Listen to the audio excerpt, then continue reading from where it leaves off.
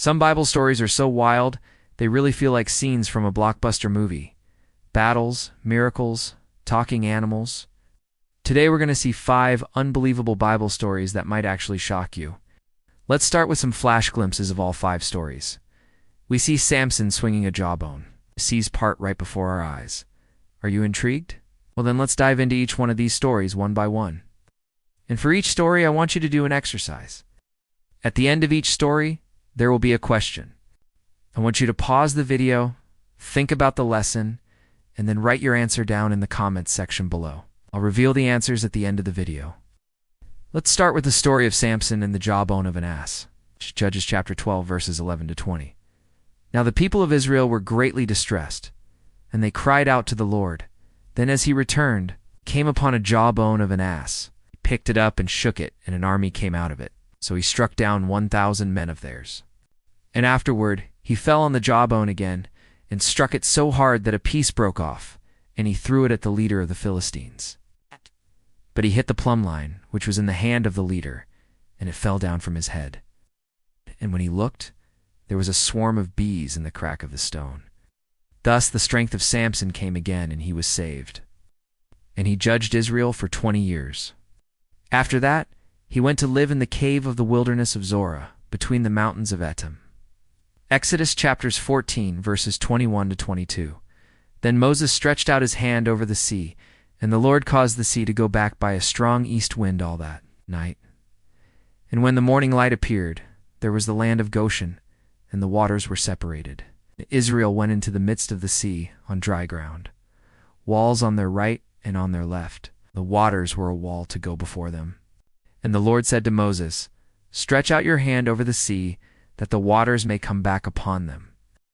But when you stretch out your hand, the waters will return to their original form and become a barrier and wall, and the Egyptians shall not be able to break through it."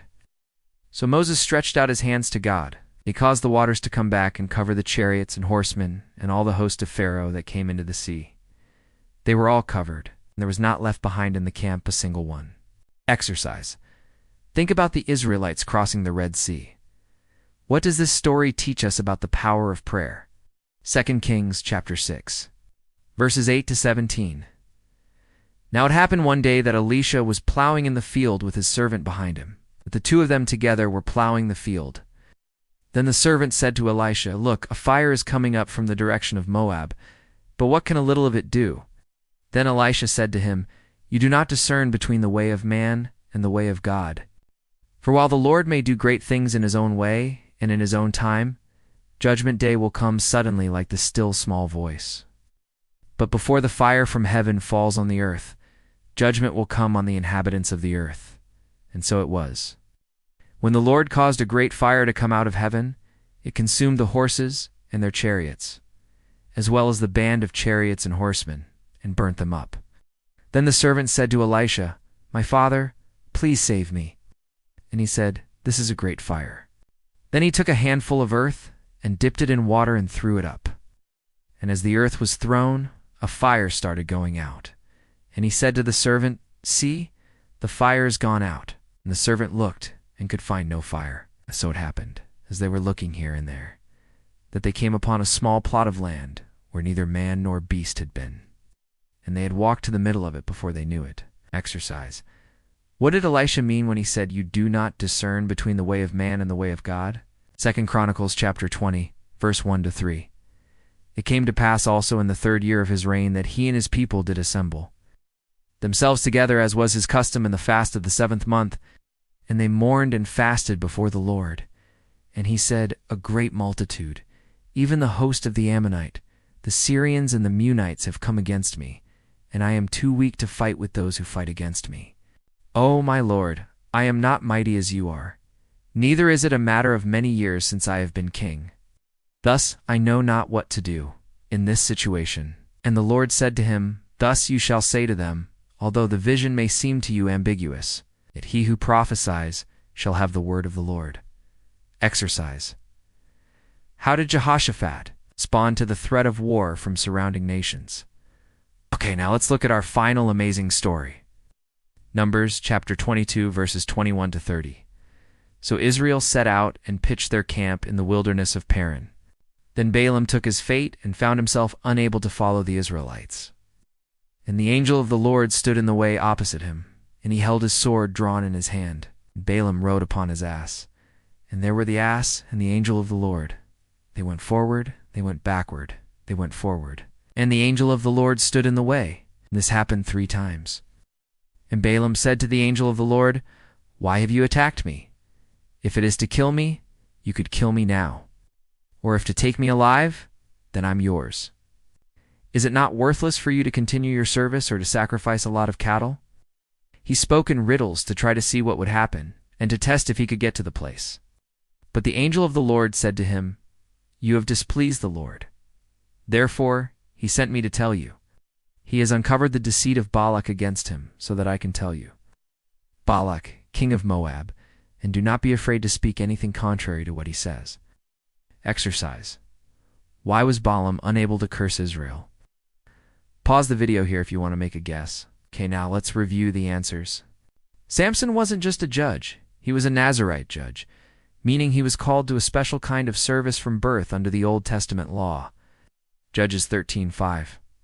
To accomplish this task, God gave him supernatural powers, which he used both wisely and unwisely. Here Samson picked up the jawbone of a dead animal, shook it, and lo, an entire army came out of it. And although he was surrounded by thousands, he slew them all. Exodus 14:21-22. The Israelites crossing the Red Sea is a picture of deliverance. God intervened supernaturally so that his people could escape slavery and death in Egypt.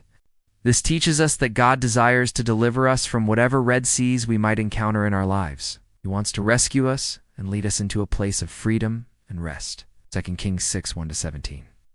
One day, as Elijah was plowing the ground, a servant became alarmed because a massive fire was coming from the direction of Moab, saying, "What good could it possibly do?"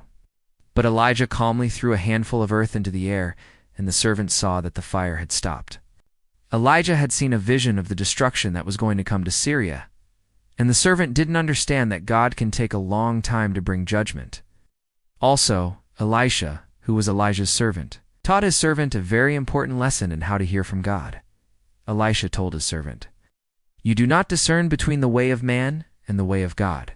Sometimes we try to figure out why things happen, or we look at the natural instead of the spiritual, and we miss the bigger picture of what God is doing. 2 Chronicles 21-3. When threatened by neighboring nations, King Jehoshaphat of Judah chose to seek God instead of immediately resorting to military action. This shows us that when facing problems, big or small, we should pray first. He declared a fast and asked God for help, and God answered him with a promise. Numbers chapter 22, verses 21-30. God protected his people Israel on every side, even in the wilderness. When the prophet Balaam tried to curse Israel, he couldn't because God wouldn't allow him to. There was a divine hedge of protection around Israel, and God supernaturally stopped Balaam from doing any harm to them. Thank you for watching. May these stories inspire you to look at the Bible in a new way. The Bible isn't just a book, it's a collection of God's words. And within its pages are accounts of amazing events that will leave you in awe. Stay tuned and follow me for more.